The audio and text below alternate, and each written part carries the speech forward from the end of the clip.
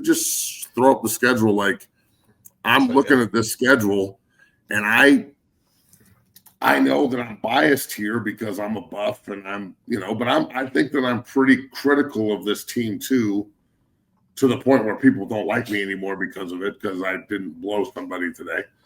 Again, not my job. I don't wear knee pads. But if you look at the fucking schedule, dog, like the Georgia Tech game, the importance of starting fast is so, oh my God, I cannot fucking like sit here and put enough emphasis on finishing or on starting fast Friday night with the whole country watching, replacing Shedeur and Travis. I do think they win that game though, because Georgia Tech's coming from Atlanta to Boulder. It's going to be hot and there's altitude, and that place is going to be fucking jumping on Friday night. So let's say they start 1-0, okay? Who do they got weeks 2? I can't really read that. Delaware, then Houston. Yeah, Delaware at home. They fucking smash Delaware at home. They go to Houston. I think they're a better team than Houston. Tough game down at Houston. Tough game. Will be tough, but Prime going back to Texas, it's huge for recruiting. Yeah. I look at the Houston game this year the way I look at the UCF game last year. I think people are going to be picking Houston. I think they're going to say it's going to be an upset, and I think Prime's going to have his boys ready to go in there and show out in a hotbed for recruiting where they can pull some fucking dudes, i.e., guess who? Vickers is from Houston. Ewu's from Houston. Andre Gerard, Houston. I mean, these motherfuckers, they can play, period. You go, then you come home, Wyoming. You beat Wyoming at home. They're 4-0, dog. Hosting BYU on national TV. Who doesn't have who lost his starting quarterback, man? Who doesn't have a quarterback at 8:30 at night. We need to talk about that. We've kind of sucked in those games in the past, but we've also done really well. You know what I'm saying? They always show out on national TV. They never just get beat down. Yeah. In the night game. So they beat BYU. They're 5-0. The TCU game in Fort Worth. Yeah. That is going to be huge. That's huge for TCU. Like, let me say, like, Coach, that's going to be a Coach Livingston game because they got Hoover, the quarterback. They got. I agree, 100%. Like, the defense is going to have to go on the road and show out. You're going to be really high ranked nationally. People are going to be talking about you like shit don't stink. I don't think TCU will be undefeated at this point, but I'll tell you this, the TCU game 2 years ago started this entire fucking craziness, you know what I'm saying? Like, I remember that game like it was yesterday, maybe the most fun I've ever had watching a CU game that I wasn't at. Mm-hmm. But I do think they beat them too. They're 6-0. They beat TCU. And then who do they have? Iowa State and Rockville. Iowa State is home, right? Yeah. Iowa State in old Big 12 North rival. Fuck them. Beat Iowa State. They're 7-0, right? Or 6-0. 5-0, 6-0, 7-0 after Iowa State. Then they go on the road to Salt Lake City, right? Yeah. And here's where I think they're going to start Dampier over there. Devin Dampier transferred from New Mexico.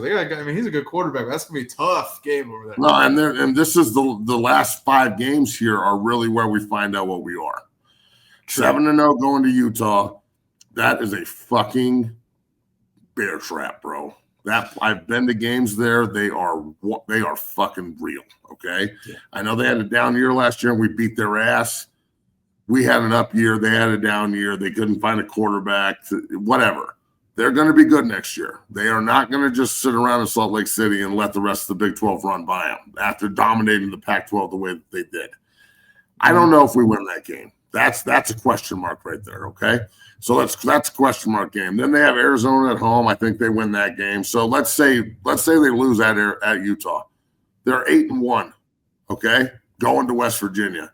Now, if you think that West Virginia and the Mountaineers are not dangerous, regardless if they're 0-9 or if they're 9-0 at this point, you're out of your fucking mind and you don't know what you're talking about. And you're on the road, man. Like, it's a tough and you're game. On the road. It's the furthest game away from you in the country. It's on the East Coast, for God's sakes.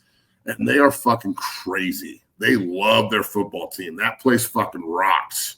Okay, so that is going to be one tough fucking game. West Virginia has the same like freak the fuck out as Kansas did last year to me. So I think we're better than West Virginia, but again, that's going to be a really tough game because we're going to be coming off of a rebound to Arizona after losing to Utah potentially. And then you've got Arizona State, the defending conference champions, and the hated rival Kansas State Wildcats at the end of the season. So You find a way to beat West Virginia on the road, and you set yourself up for a 2-game sprint. And it could be like last year where it's a 3 or 4 team red robin. And if you beat Arizona State, Kansas State, obviously you're in, right? And you've got a 1 loss, and you're probably in the playoff regardless if you lose the Big 12 title game or not. A 2-loss Big 12 title loser. Yeah, it has to be 2 I think losses. you're in, right? And they're expanding the playoff, right? They added 2 more teams, or is that next year? Not yet. It's still 12. That's next year, so it's still 12. But with 14, you're definitely in. So I'm just saying, I know that I'm fucking a homer here, but I think there's a way for this team to be fucking 12-1, bro. Like, and playing for the conference championship. Like, I'm not playing. Here's where I'm looking at. I think we got to look at the opener, and I want to talk about this with you after the commercial, but I think who Colorado comes out with at quarterback is pivotal, especially in that game, because Georgia Tech, Matt, like they got Haynes King, they got the running back as well. Like, and I'm cautioning everyone. Like, they're not fucking around, and they're tough. Their head coach played there.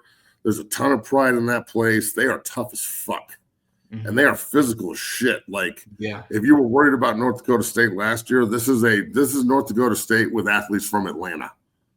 You know what I'm saying? Like, that you fuck around with this group and they'll beat you down. So, but I still think we're better than them, and it's at home. I look at it like this a little bit. You know, with the entirety of this whole schedule, and you're looking at it and going, oh man, they could be this, they could be that. I don't think you're going to get a starting quarterback until you start the game.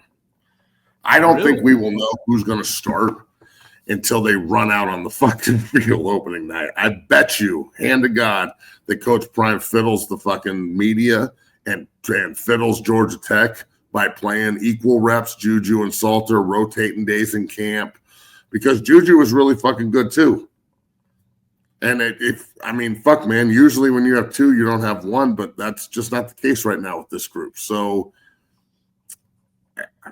imagine a situation where you're in the Wildcat and one of them's a running back. Like, you can get creative with this shit usually. So I would not be surprised at all if you do not know who the starting quarterback is until the night they play Georgia Tech on that Friday night to open up the season. Damn.